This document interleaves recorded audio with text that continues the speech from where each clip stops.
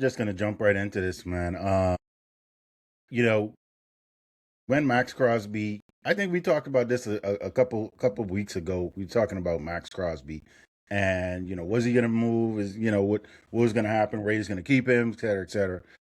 Um, and I think, and even before that, we talked about with his knee, and the Raiders shutting him down, but he was still out there playing basketball and doing his thing and all that. So everyone knows this has been the biggest news that has been happening. So Maxx Crosby was traded to the Baltimore Ravens for two first round picks. Boy, that is steep. What they boy, yeah. And so everybody knows, this got reversed. Lee, I know we was talking about that. We was talking about this, and so the Ravens said it was because of the physical, his knee. He's 8 weeks post surgery on that knee. The doctor said, "Hey, I mean, this is where he should have been. He's actually ahead of schedule, looking good. I think he's gonna fully recover and he'll be ready to go by the start of the season." I think Baltimore got cold feet. People were saying, y'all gave two first round picks for this dude. People was calling them, and they was like, you know what, we got to find some way out of this thing. And the knee injury, I mean the knee surgery, et cetera, I guess led to them backing out and picking up Trey Hendrickson. So anyway, what do you guys? I feel like, you know is Baltimore, this is a question, I let y'all touch on this, but is Baltimore better off? Should they have went through with this with Maxx Crosby? You got Trey Hendrickson now. Like, what's your thoughts on this, man? Let me start. So I think this is just my viewpoint on it. I think they made the trade. I think they was hearing people saying, "Man, that's too much." I think they thought, "Hey, we're getting what we getting. Yeah, you get a paid in free agency, but that's fine." And then I think they started really thinking about it. That buyer's remorse, but you ain't really paid for it yet. So we could probably end up getting Hendrickson for about the same amount money wise as we'd be getting Maxx Crosby, but we ain't gonna give up two first round picks. We ain't got to mortgage the future for today. Oh, well, how are we gonna get out of this? You know, he had the knee injury, he had the surgery, everything seems fine. Well, I know the Cowboys was interested, but like the Cowboys, and everyone respects the doctor that works with the Cowboys, but I think he had a little. So hey, let's bring him in and get his take on it, because I'm sure by now everyone knows what the injury was, what the surgery was, what the prognosis is. And you may have five doctors look at it, and one doctor will say, "Hey, I think there's a 95% chance he'll be ready to go." Another doctor will be like, "I think it's 80% chance." Ain't no one gonna be like 20, because like, but they can't tell you with 100% certainty he's gonna be good. So they found someone who was a bit more conservative, like, "Hey, I think that's a 75-25. That's a 80-20. Oh, that's all we need. That's all we need. Cool. Hey, this is more damaged goods than we had anticipated. What about a first and a third instead of them two firsts? Man, you all agree to two firsts is two firsts. All right, we out. We out. Oh, what's that? What, Trey Hendrickson on the phone? Oh, how fortuitous it is that we got Trey Hendrickson right after we decided to nix that Matt Crosby deal. So one side can say everything was good, the other side pulled the plug, the other side can say, "Man, we really wanted to. It's just unfortunate these things happen. You got to do your due diligence, blah blah blah." But I think there's an element of it where people in the organization, in my opinion, were probably like, "Yeah, that's probably a little too much." And then how do we get out of it? Because we ain't signed the ink yet. Oh, okay. Well, because all the doctors and the trainers, they all know each other. So I think it's very easy to be like, "Hey, let's get an outside opinion, not our own doctors, that we know is going to be a little less positive about the surgery results. And we can use it as an excuse." Because if you look, the Cowboys trying to find somebody, the Cowboys ain't made the move for Maxx Crosby because that's the doctor that the Cowboys use. So even knowing Maxx Crosby is available, they ain't moving towards him. right? And I think that's because the guy probably told the Cowboys the same thing, and that's why they ain't jumping at the bit to go get Maxx Crosby at this point in time. But anyway, this is my thoughts. Yeah. Look, there's a couple of things. I didn't realize how subjective the physical really was. Right. That's the one thing I came out of this. It was, educational for me and from that aspect. I always thought the physical there was like these battery of tests that everybody kind of abide by. And then there was this grading scale, and this would be, okay, you pass or you don't. But listening to the reports, understanding, of course, what happened, because he was in no condition really to take a real physical. Right. So all they're doing is really examining the athlete, right? What you got going on?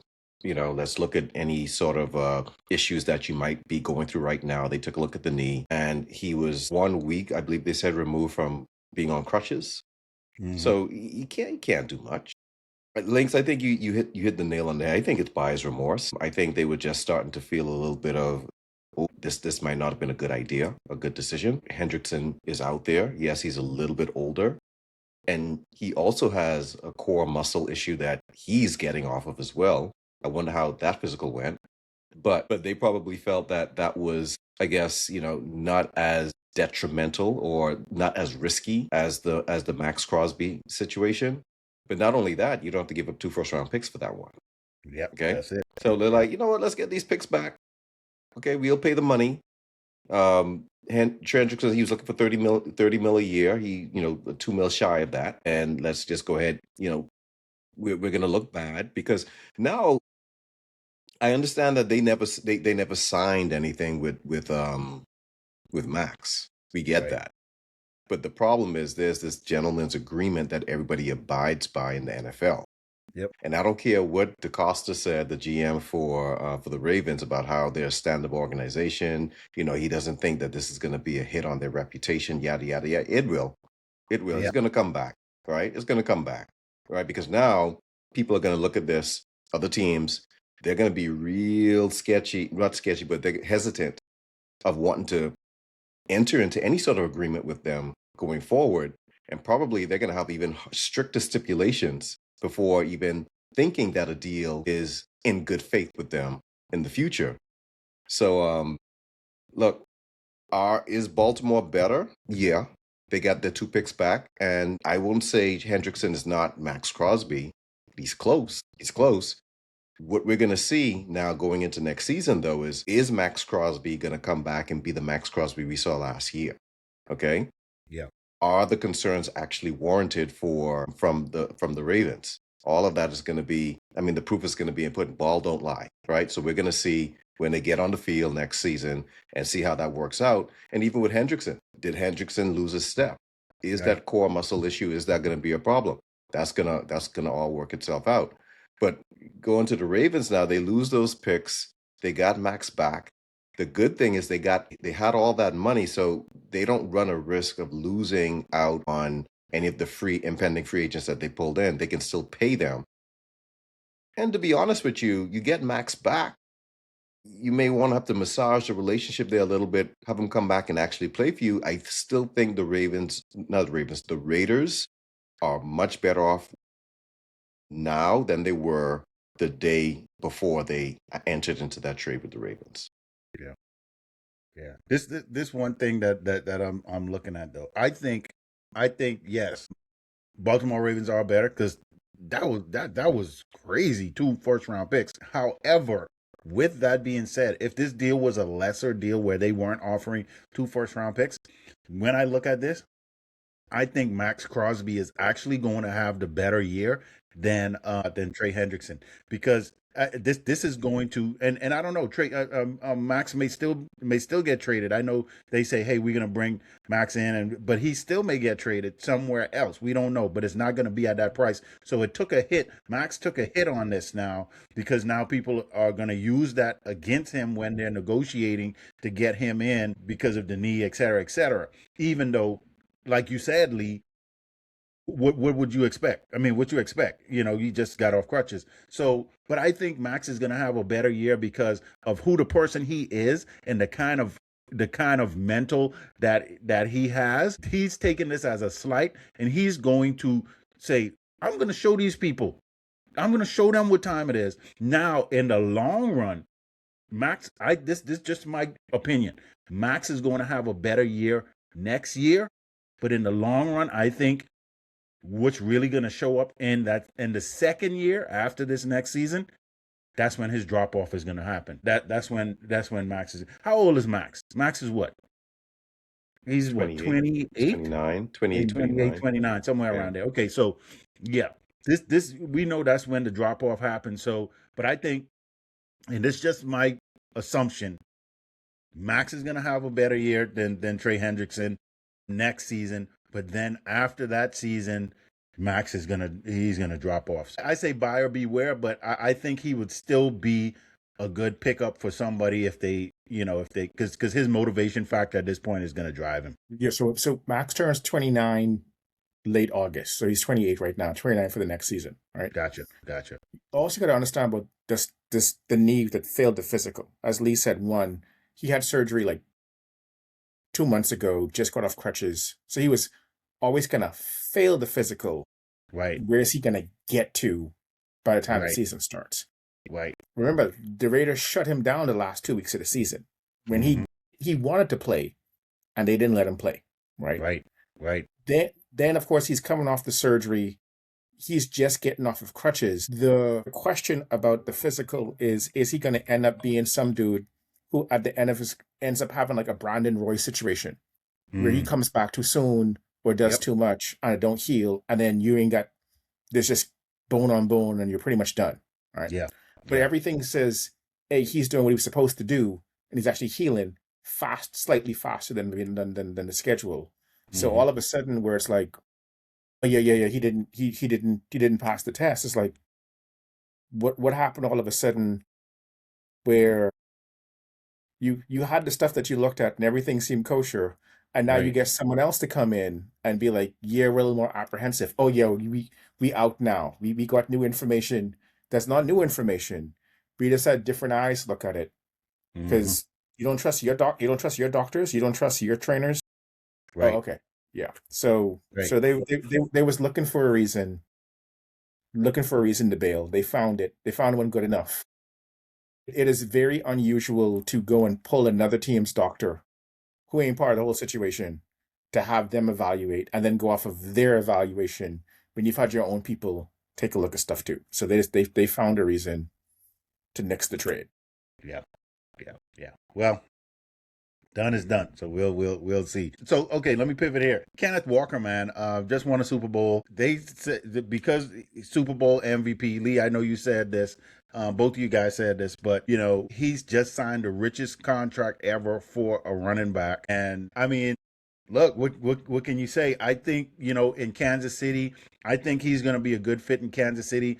With Andy Reid and that system, they're gonna open up some holes and get him running. I think he's going to. I mean, he'll be in a 1,000-yard back. He'll break off a couple long runs here or there. I just think they don't need that much from him in Kansas City. They just need a serviceable back who could, pick up some yards here and there when they really need it, and then let Patrick Mahomes do the rest. So I think it's a good pickup for Kansas City. They're going to be back on the prowl again, man. If Patrick Mahomes comes back healthy, which I know he's working towards that, and Kenneth Walker is there, and they just said that Travis Kelce is coming back for another year. Yeah. So anyway. I don't trust Andy Reid to establish a running game and to really focus this offense responsibly. Yeah. With my man Walker. I just don't. Kenneth Walker. I don't. Yeah. I don't expect. When was the last time Andy Reid in Kansas City had a 1,000-yard rusher? Right. Kareem Hunt, right?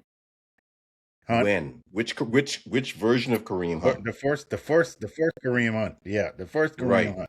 Yeah. His rookie season. Yes. Yeah.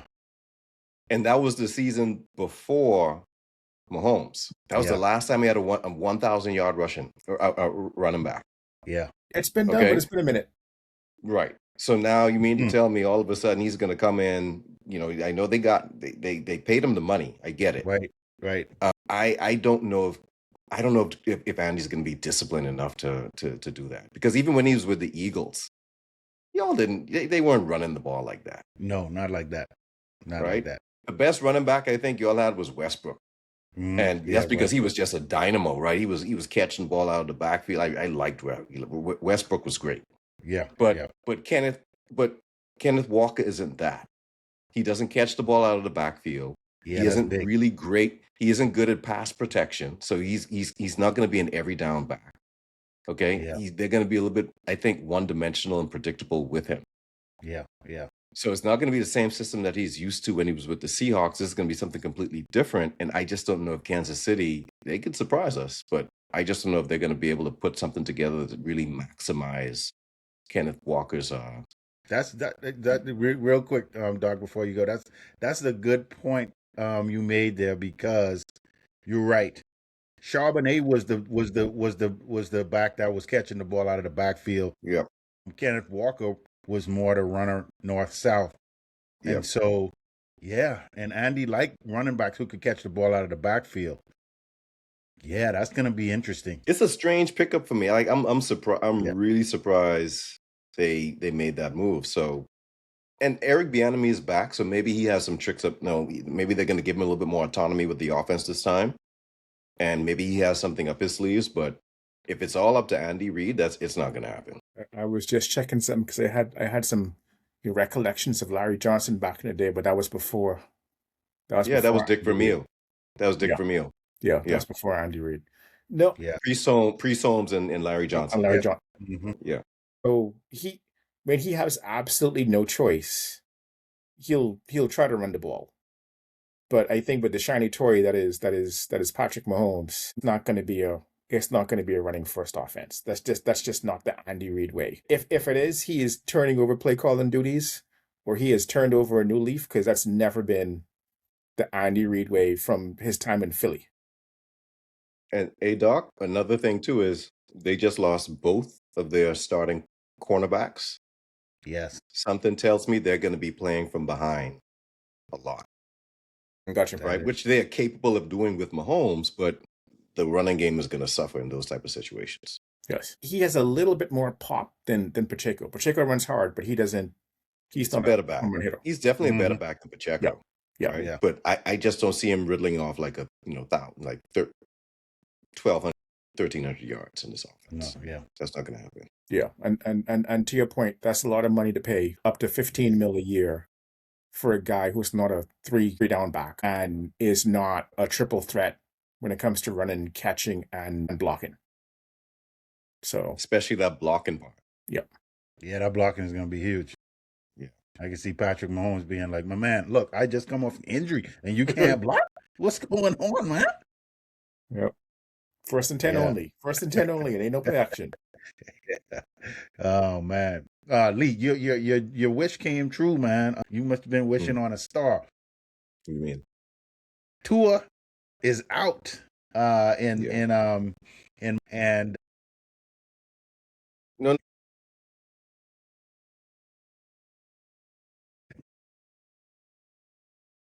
Hey, now you know. Look, check this out. Now you know, Tua was your boy all season, man. Tua was your boy all season. Okay. Right? Okay. And so now Tua is in Atlanta. Yeah. You know, two lefties in Atlanta. Yeah.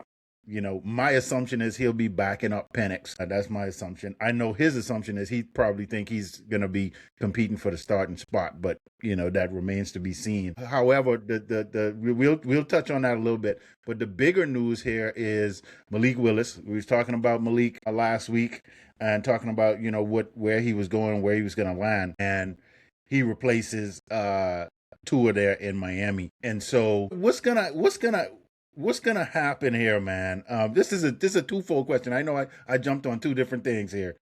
Yeah, I jumped on a Malik Willis thing, you which is did. a You great did. pickup, right? You did. Because you ain't gonna just saddle me with two as my boy and then And move jumps the with whole us. topic to something That's a good else. try, And though. nah, we That's a ain't good doing try, that. though. Good We try. ain't doing that. So we could start with the Tua side then. We'll start with All the Tua right. side. Him being in Atlanta and getting out of there in Miami. They knew that the writing was on the wall eventually for Tua there in Miami. And so with him and the coach going at it all, the latter part of the season, the writing was on the wall for Tua to get out of there. So yeah, Lee. I mean, I want to see what y'all got to say about this. So Atlanta went through all the trouble of getting rid of the GM and the coach Raheem, right? Cleaning house, brought in Matty Ice, okay, and have him build up this new regime that's supposed to clean everything up, make everything kind of top notch, and stop making really sound, good football decisions, right? That's what we was that not we. That's what the people were sold, Bill of goods. right? The bill of goods, right? This is a new era. We got someone coming in. He knows football. He knows what he's talking about. Starting to look like a Matt Millen type of situation, if you ask me. But he's going to come in. He's going to start making some really good sound football decisions. So the first thing he does, we're going to get rid of Kirk Cousins. Okay, all right, I see. Move the money and all that stuff. Got it, right? Mm. But your great the idea here is you want to bring in a lefty quarterback to support your potential starter who is also left-handed, okay? So that when he comes in, because the potential starter is hurt from an ACL, and he isn't going to probably be back for the beginning of the season. He's going to miss all of the offseason. So you want this lefty to come in so that he can run the plays and get the system and get everything kind of in motion for the rest of the team, okay? And have everything prepared for when Penix is ready to return. That doesn't make any sense to me. It really doesn't, because I don't care if you're left-handed, right-handed. I get that, the protection is going to be a little bit different, but not a little bit. Everything's kind of reverse because now your blind side is on the right instead of the left and all that stuff. But come on, this is professional football.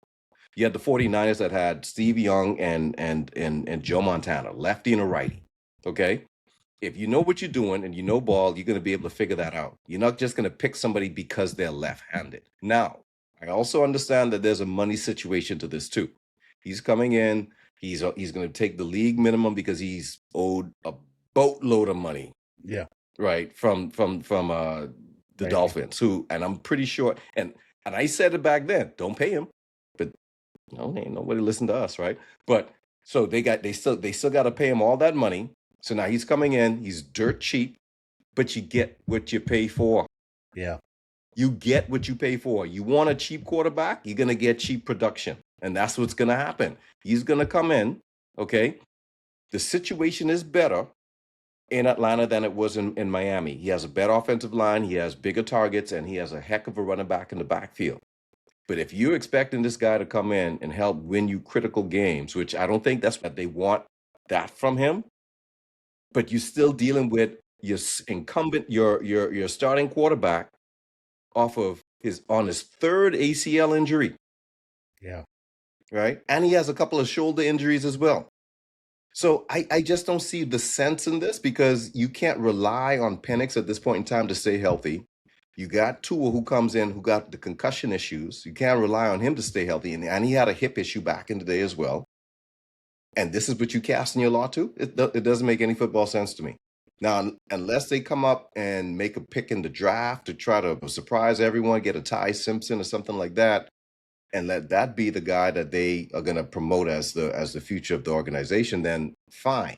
But if this is what they're rolling with for next season, Atlanta, buckle up, because you better ride Bijan Robinson the entire way, because Tua isn't going to do it.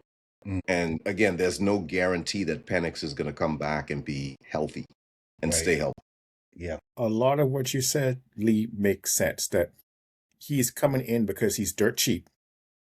So, like, it ain't going to cost him no money to bring in Tua. And from that theoretical standpoint, having a lefty to back up the lefty, yeah, I get it. Being left-handed, I get it. But Mickey Mouse. that's a lot to really, like, deliberately build your whole system to be Because if you're going to go this way, you not need to commit. You drafting lefties for the rest of your days Right. because you can't Yeah, be switching if you get that set. So I think this happenstance, right? But realize Stefanski comes in and Penix is not his guy. The first guy who comes in for Stefanski is Tua. And we know there's some questionable stuff about Tua. So I think Tua is the bridge, the quote unquote security blanket. If they don't make a draft, they don't draft a quarterback this year. And if Penix doesn't come back and like throw for 4,000 yards or the equivalent based on games he plays, they making a trade or drafting a quarterback in 2027. I think this is the bridge / security blanket, but I as much as I liked Tua in college, as much as I still think should he not be concussion prone and in the right system, he could be well. I don't think this is the right system. Like you need to get Bill Walsh for Tua.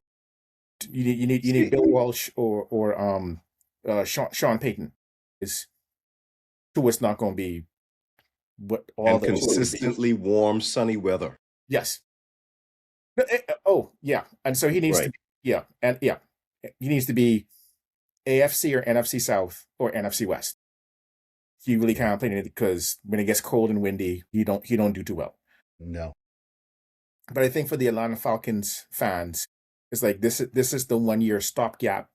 They may make a draft. They may draft someone this year, but I think more likely it'll be next offseason. They're either going to make a trade or draft a quarterback because Penix ain't his guy, and I don't think he is, in God we trust when it comes to Tua.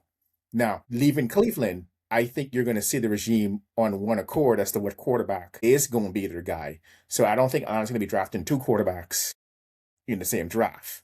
So I think there's going to be a lot more of a, this is our guy, and we're going to go with this one guy. But yeah. Yeah. You got 2 injured quarterbacks in Atlanta, man. Like y'all mentioned, Penix isn't going to be ready, and Tua is one concussion away from not being in the NFL anymore.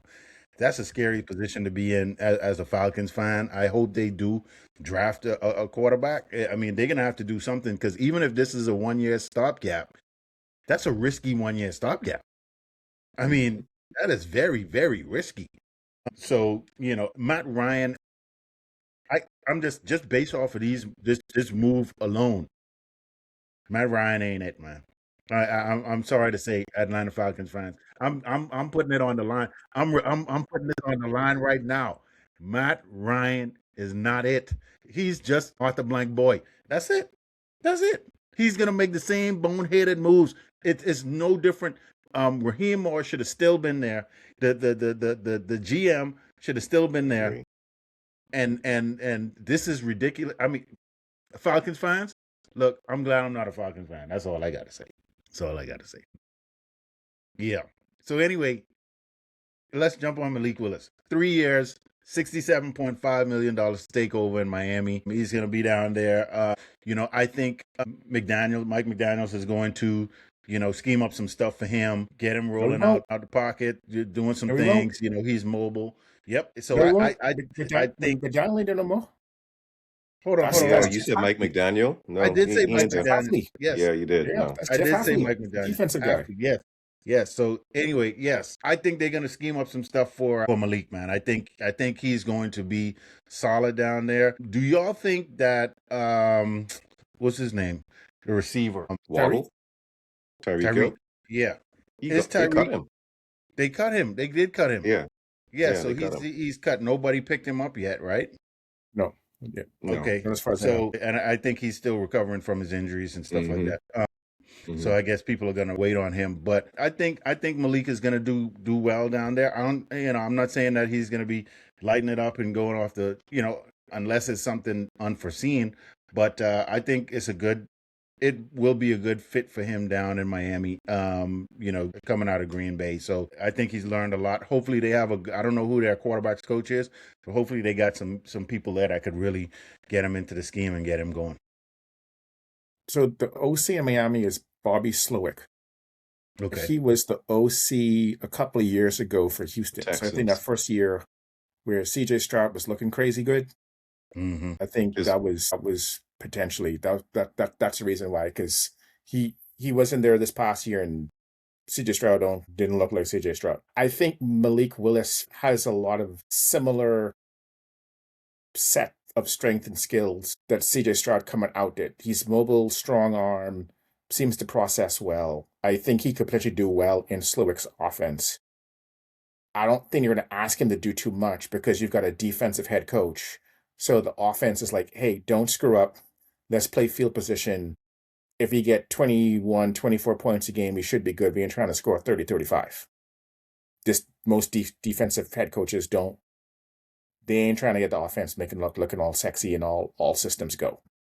My bigger worry, I do think they paid a reasonable price for him. 20 less than $25 million a year Mm-hmm. is not breaking the bank for this guy. They wasn't paying him 35, 45, right? So if he works out, great. If he doesn't, yeah, you paid some money, but you didn't, sell the farm just to get him.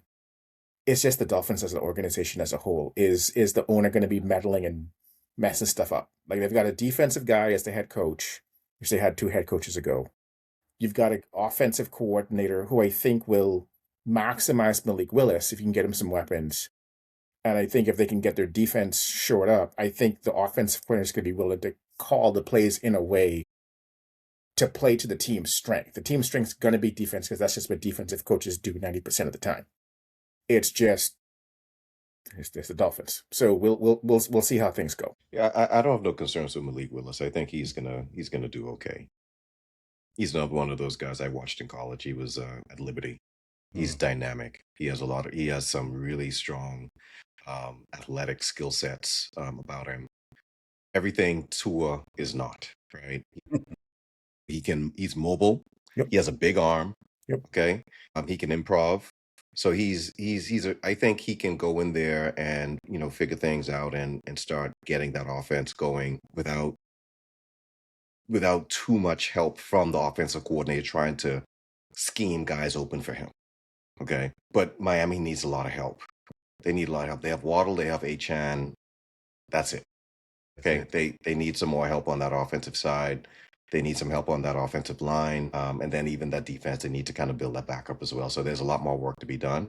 But he's a good start. He's a centerpiece for the offense at a bargain price. Well, no, I won't. Let's be fair. I won't say bargain price. He only had 6 starts. So Right. it's a risk on the Miami Dolphins side as well.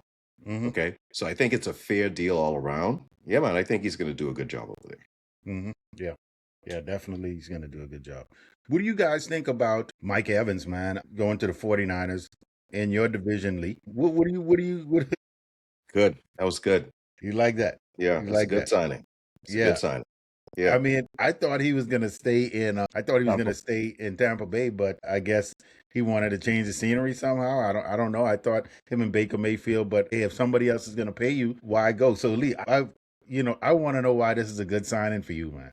Why? It's a great. It's a you got McCaffrey over 30. You got Kittle's over 30, right? Your big free agent signing, bring him in. You over 30? Yeah, man. That's a good signing. This is It's a good signing. Love it. Yeah. Love it.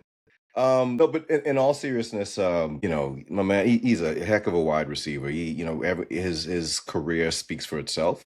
Yeah. He's not as fast as he was. He's not as game breaking as he was. He's just not. Do I think Shanahan can scheme him open and scheme plays for him similar to what McVay did for Devontae Adams? Yeah. Yeah. I definitely think that's that they can package certain things for him and make him highly effective. And that's probably why he went there. But they just don't have a lot of youth on that offense. Yeah, that's true. So he's coming into a situation, because the difference between him and Adams in their situation with the Rams and the 49ers, Adams had Puka. Yeah. So Puka is taking the defense's top guy, and they're covering him, and Adams is taking the secondary cover guy, and he's lunch. Right. Who's the top guy for the Niners? Ricky Pearsall right now. See, that's the problem. Yeah. Or Jamarcus Robinson. That's the problem, right? So he's going to come in here and he's going to be the top guy. Mm, And how old is he? Is he, what, 30, 31? He might be 31. 30. 30? He came in the league Right- early. right I think at he just turned 30. He's Yep. 30? Okay. Yeah. Yeah. But no, 32. 30, 32. he's 30. Oh wow. Yeah, that's Come that's on. No, big. man. That's No, big, that yeah. that ain't going to work. That's not going to Yeah. work. Not to be the number one receiver. Yeah. That's not going to work. And the thing is with Kittle, before you get into it, Doug, the thing is with Kittle, for the past couple of seasons, he's not been able to. He And stay on the field. okay. So we'll see how this works out, but I like it. I like it. So, there's the Brandon Ayuk, but of course, I don't think he can He's play the gone. Niners ever He's again. not coming back. He's not coming back. Yeah. So I was just having fun about that. I think Mike Evans, when it's all said and done, is one of the top 10 wide receivers to ever play the game. Guy's had an amazing career, right? Wait, say what now? Yeah, I think Mike Evans is a top 10 wide receiver all time. 1,000 yards for 10 seasons in a row? Right. Hey, he legit now. He legit. He's No. I'm not saying that he's not even like a Hall of Fame caliber. He is a Hall of Fame caliber he's definitely wide receiver, definitely, yes. absolutely. But Yeah. all time. Yeah. But let me finish my stuff. Go ahead. But when you think of what Mike Evans does, it tends to be that go ball, right? Deep down the sideline.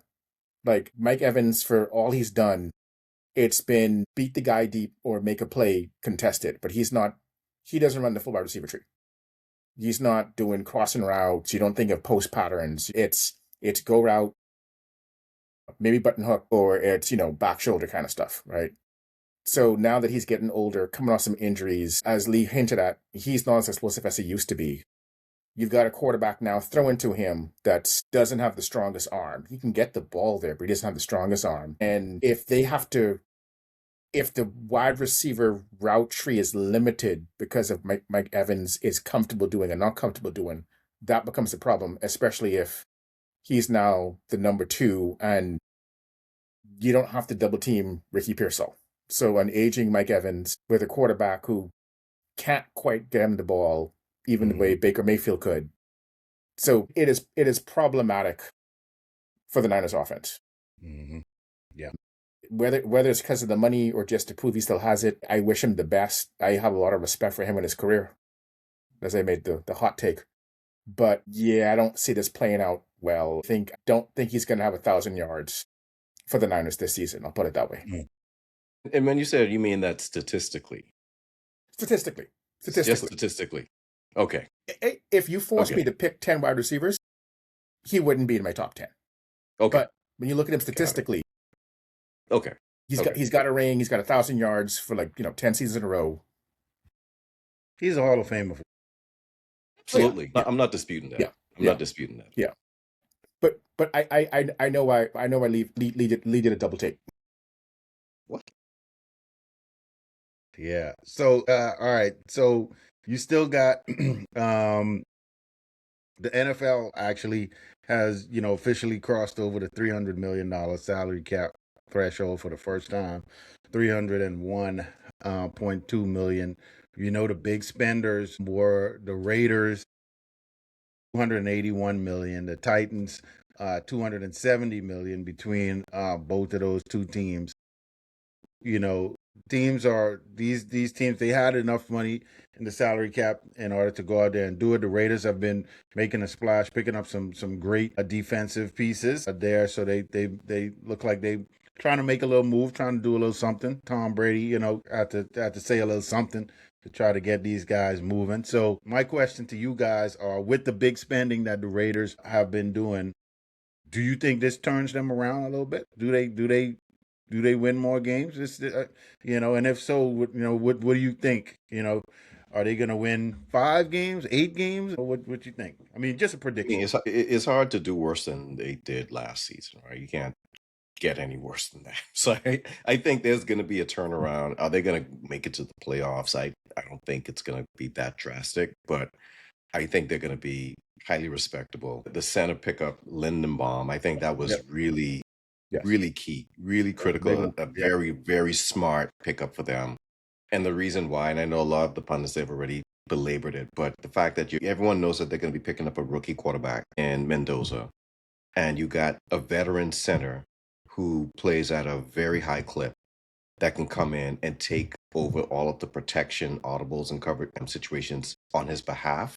So it kind of eases him into the game. He doesn't have to really worry so much about that aspect of it, which is a very, very important part of the offense. And then it gets everything else kind of clicking and going. So that, along with some of the other pickups that they've done, I think they've very smart in what they've done so far. The only hiccup right now is the whole Maxx Crosby thing. They lose those 2 picks, so they're gonna have to figure that out. But if you're telling me we lose those 2 picks, but we end up with Maxx Crosby back and he's playing like his old self, then that's not that big of a loss. Right. If they end up having Malcolm Kuntz, Kwity Paye, and Maxx Crosby as your defensive ends with Nakobe Dean, Quay Walker, and they picked up a cornerback too, Eric Stokes. Right. Wait, they got Nakobe?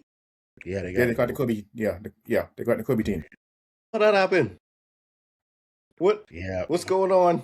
Yeah. Them Eagles, man. I don't know. Yeah, I don't know. I mean, with young boy in there right now, man, I'm drawing a blank. Carter? No, we just drafted him last year. Man.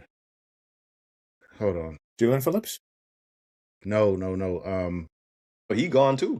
Yeah, he's going too.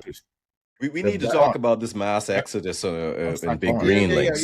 Yeah. We got to talk about this mass exodus. What's going on? Zach Bond, Jahad Campbell. Yes. So, okay. Yeah, Jahad Campbell. We drafted Jahad Campbell last year because Nakobe Dean was injured. And then Jahad was playing really good at the beginning of the season. But when Nakobe came back, he took the position back over and kind of solidified that. And he was just going to garner too much. The Eagles were negotiating with him to keep him because he's like a fan favorite. However, his camp was like, hey, let's open this up to see if we could get more than what the Eagles are offering him. And I think the 2 suitors that were trying to get him was Dallas Cowboys and the Raiders. And, of course, he gonna stay true to the Eagles and go to the Raiders. Ain't want no part of Dallas. So he was staying true to his pockets. Raiders paid him more money. That's all that is. Stop lying to yourself. Yeah. He don't care. The Raiders paid him, man. The Raiders paid him, and and that was a big dollars for him. He wasn't gonna get that in Philly. Jahad Campbell is there, so Jahad gonna take that over. And then Doc, you mentioned it, Jalen Phillips. He also is gone to Carolina. There was no way how he was gonna pay Jalen Phillips $30 million a year. That was a lot of money. That is just not gonna happen. Yeah. So, they were negotiating with him to keep him. However, with $30 million a year, yeah, I think they overpaid for him. He made a difference on the defensive line, but he did disappear a little bit, coming into the playoffs. And so I think, they got a good player. I don't know if he's a great player worth that kind of money, but hey, it's Carolina. They want to go out and make a splash. And they did what they had to do. So it hurt me, but it really didn't because I wasn't going to pay $30 million a year for him. And y'all broke up the exciting Mikes too, right? Like exciting Mikes. Blankenship, he's gone. Yeah, Blankenship is gone. See, Blankenship. They got rid of Blankenship at the right time. He was another fan favorite too. But they got rid of him at the right time because I could see he was starting to lose a step a little bit. He was getting beat quite a bit this year. A couple plays where he was getting beat. And so I think, with Andrew Makuba coming back, he's going to just slide in there. They probably pick up another safety somewhere around. But yeah, they couldn't pay Reed either. And with Reed losing a little step. He's only 27 though. He's 27, but I could see it.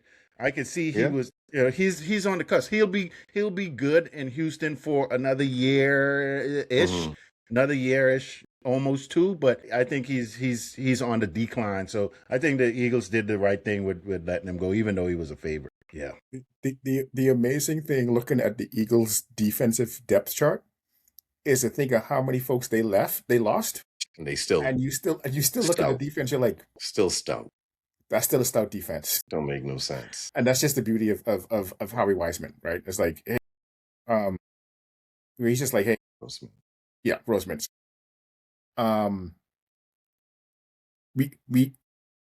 He has in his head how much they're willing to pay for you, and if it goes above that, that's okay. You can go get your lot someplace else. We got your replacement in tow. They draft their backups or starters. So when the starter goes, starter fits new starter, ain't nothing change, and they just draft new starters in reserve. They don't draft backups like some teams have done in the past. Dallas Cowboys. They draft starters in reserve so that they can kind of wave upon wave. It's cool and scary to watch. And when you think about it too, you got a bunch of young dudes you got to pay. You got Quinyon Mitchell coming up. You got Jalen Carter you working on right now. You got Cooper DeJean. you're gonna want to try and lock up. So it's a lot of dudes coming up that's gonna be wanting to get paid. So you gotta make wise choices. So what's the name of your backup quarterback again? Tanner McKee. Is it Tanner McKee? Tanner McKee. I'm surprised no one has made a play for him via trade. Trade.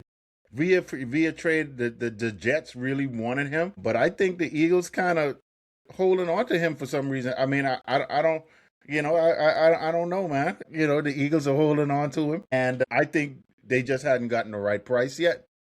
Mm-hmm. I think he can go. He's ready for the right price of somebody, and something may happen during the draft. I think something could happen during the draft, but right now I just think they hadn't gotten the right price for him. So.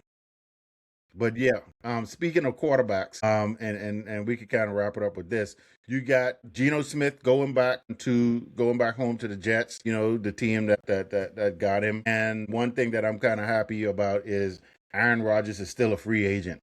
That's news to my ears. I just love the fact that he's free agent, and he needs to just stay out there, and he just need to retire finally. We'll see if that's gonna happen. I don't know. Is he a free agent, or is he just hasn't decided if he was coming? I think they said he's a free agent. Yeah, weighing retirement. Okay. But there's still potential with Mike McCarthy coming in, reunion in Pittsburgh. It could still kind of happen, but I just hope he retired.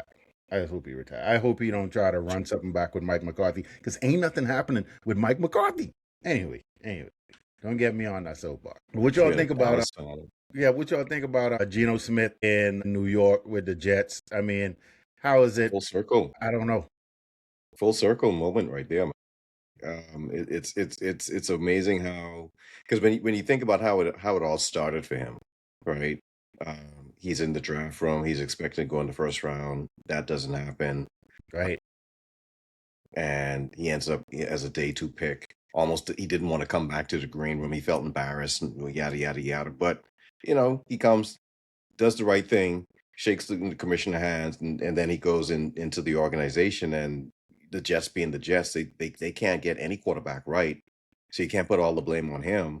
Right. But he had some really, really good showings when he was there. And then he leaves, and then he has I would say a decent career. Right. Much better than people thought that he would have had from when he first started with the Jets. So going back there, man, I feel for him. Yeah. I feel for him because I have no faith whatsoever in that organization. Yeah. I don't know if Aaron Glenn actually knows what he's doing, because Lynx, it's not like they don't have talent. Right. They got talent. They have talent all over the place on that team, and they've had talent. They got a running back. They got wide receivers. They got tight end. Yeah. Okay. They got a line. Like, for whatever reason, the coaching staff, they just can't get their stuff together. So him going there, I don't have any high expectations that, things are going to miraculously turn around and things are going to go good. They call him in no. They call, and it's unfair. It's totally unfair. But they calling him the tank commander. Oh no. Right? Yeah. They call him the tank commander. And now you got fans over there in New York saying, hey, come do the same thing for us. come do the same thing for us because they see those crop of quarterbacks coming out in the next draft, not this one, but in 27, and they hoping, he could come there and do the same thing he did for the Raiders for them. Wow, man. So If that's the case, the Jets should have got Tua. you got to make it look good. Yeah. You got to make it look good. No, I mean, to your point, Geno for the Jets this season is going to be much better than Geno's initial time in New York. He's seasoned. He's a veteran, right? But he's not carrying the Jets into the playoffs. He's just, even when he played well in Seattle, he's not that kind of quarterback. Like he is a competent quarterback. I think he had a really bad situation with the Raiders last year. Very. It was horrible. Talent and coaching, right? Yeah. But I think things are better, and that's saying a lot to be like going to the Jets and it's a better situation than the situation you're leaving. But for anyone thinking he's going to be piloting that team to a 12-5 record, they are sadly mistaken. So, yeah, it's unfortunate that after this season, Aaron Glenn is going to be gone because you bring it in. There's no way he's going to last until 27 to pick one of those quarterbacks after this season with Geno Smith, and no knock on Geno whatsoever. But like we said, we know it's the Jets, and it's going to be more the same. It's going to be more the same. The defense, they're competitive on the defense, even though they shipped off their best defender, but they're still going to be competitive on defense, but on offense, it's just not going to, it's just what it is. So, you think he's going to last the whole season? Geno Johnson. That's Woody Johnson. That's the only reason why I asked. Yeah. Yeah. You talking about Aaron Glenn? Aaron Glenn. I don't know. Yeah, I don't know. Yeah. That's tough. That's tough. But I don't know how they orchestrate this. I mean, I know it's the GM, I don't know how they do it. I don't know how they do it there in New York in the Jets. However, they're not putting Aaron Glenn in the best position to succeed and win. I mean, it's a better quarterback than you had last year, but it's not going to move the needle any. So I think they're going to be in a bad spot, and he's going to be out of there, unfortunately, at the end of the day. So. Yeah. But anyway, so yeah, man. I think free agency, this third day so far, things have been shaking, things been moving, players getting around, getting paid. We still got some players out there that that's gonna move around. So anyway, we'll see how it continues to work. Continue to get these players moving, getting paid, feeding their families, whatnot, and we'll keep an eye on it, man, and jump back on when we got some more news. Cool. All right. All right, fellas. Cool. Later. Later.